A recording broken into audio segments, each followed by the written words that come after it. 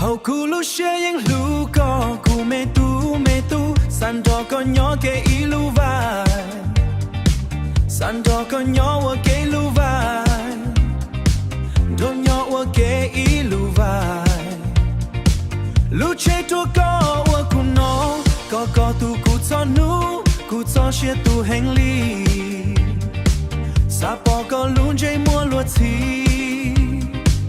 Sano ko lu shua tsua nu Dashi ko mua ko lu neng la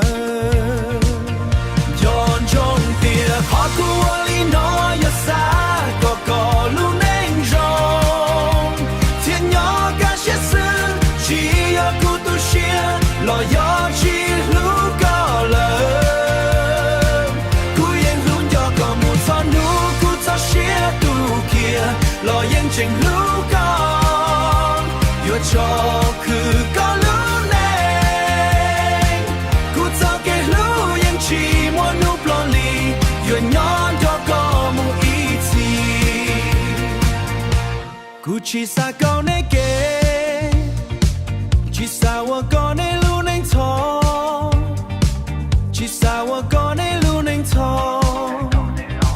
chỉ xa qua con này lũ neng thò nhớ sẽ chia cùng một nhỏ ý lên thì chế lao rong đua do còn do cụ tua trái cụ chua lu shi hà nơi mò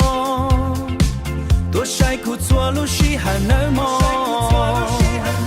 giòn trong tia họ cụ ali nói ya sa có lu neng rong thiên nhỏ ca sẽ sư chỉ lo yo chi lu ko le ku yen lu yo ko mu sa nu ku sa xie tu kia lo yen cheng